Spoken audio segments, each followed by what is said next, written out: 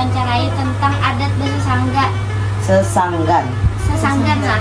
Kalau menurut Pian tuh apa adat Basa Sanggan tuh? Sesanggan itu adat Banjar, itu termasuk adat istiadat tradisional leluhur lah dari zaman kerajaan kita. Cuma ada yang saat ini ada yang masih memakai, ada yang kereda. Kalau masih keturunan Gusti itu masih memakai bubuhannya.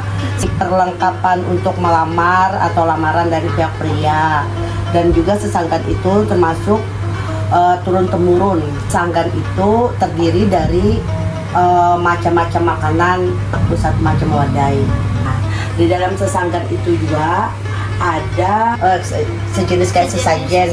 Bubuhan kerajaan itu kan ini kan dahulu kan agamanya kan Hindu. Hindu itu kan ada yang kayak kita tabur bunga, terus kita bikin kopi pahit, kopi manis. Nah, terus ada misalnya orang di pelaminan harus baandak baras piduduk. Nah, itu termasuk sesanggan namanya. 41 itu kan menggunakan dananya kan kada sedikit. Mandi, harus ada menyediakan wadah, itu kada sedikit biaya. Dari 41 macam itu ada lekatan bahinti, lawan jual lekatan kuning, baandak intalu, lawan pisang. Itu gasan kita melabuh di banyu. Sama wadai itu kan ada lekatan bainti, bubur habang, bubur putih, kakoleh habang, kakoleh putih, yang warna hijau itu lagi, kicak, kalalepon, kekicak gembili, pais, untuk, wajik, wadai cincin, wadai cucur, cingkaruk, lapat Jawa, lapat tepat burung, katupat bangsul, katupat bawang, pisang emas, kopi pahit, kopi manis, banyu putih, banyu susu. Itu diandakan tuh biasanya gak sesanggan. Kalau wadainya itu kan dadar gulung, apam habang, apam putih, serabi, putu manyang, roti gandum. Itu termasuk salah satu di antara yang 41. Biasanya Basa Sanggan nih pas acara apa bakal kawinan? Acara bakawinan. Selain Nah, hari Jumat buburnya itu baulas belum orang pengantin mandi-mandi. Hari Jumat itu sudah besaji sudah. Pada saat pengantin hendak mandi-mandi, itu harus melabuh lakatan kuning, baandak di piring lah, intalu, pisang, kambang. Nah, itu dimintakan dilabuh di banyu, di batang banyu, diambillah banyu itu. Nah, gasan mandi-mandi pengantin pas siang Jumatnya itu, pengantinnya hendak mandi-mandi itu kan dia kambang-kambangnya itu kan ada 7 rupa kambang lah, termasuk malati, war, kenanga, habis itu kambang cempaka, habis itu kambang sirih, daun dadap, udara dimasukkan, mayang kandung, mayang baurai. Nah, itu sesanggan itu bisa juga diadakan orang yang hadir 7 bulanan. Kalau dalam agama Islam itu kita yang 40 hari roh itu kan sudah ditiupkan, kita berdoa. Biasa Banjar itu bermandi-mandi pengantin, lawan mandi 7 bulanan. Sesanggan bisa juga digunakan untuk acara 7 bulanan. Berarti sesanggannya ada 2 pas anak bakawinan anak mandi, lawan yang pas 7 bulanan.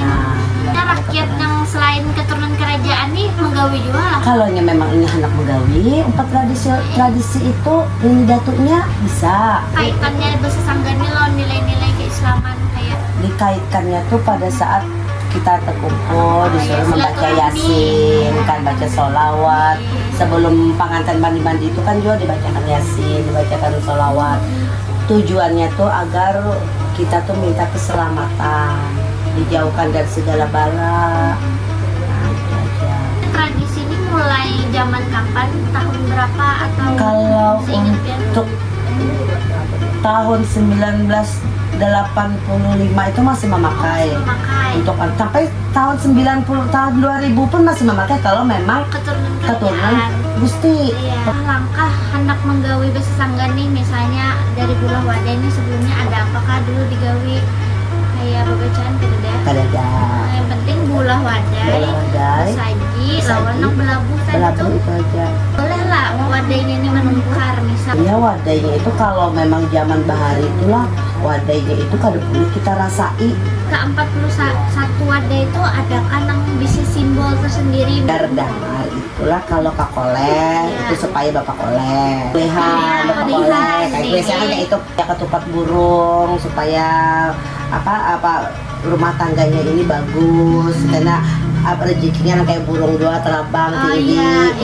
Nilai yang bisa kita ambil pada saat itu sih namanya kiasan. Iya, kiasan. Kiasannya itu sendiri sebenarnya yang bisa kita ambil, oh ini cuma sebenarnya ini tradisi yang perlu kita lestarikan kalau memang ingin melestarikan. Terus sangga nih sampai zaman kita saat ini masih digawi lah.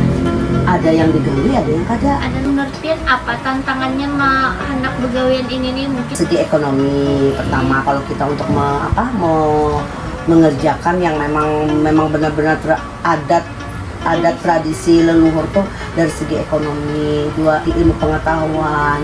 Yang bahari itu kan ini banyak yang tahu kan bahwa olah wadah itu kan kada sembarangan. Lawan juga ada bacaannya, orang membaca salawat. Wadah itu bacaan. Bacaan bersalawat supaya jangan diganggu.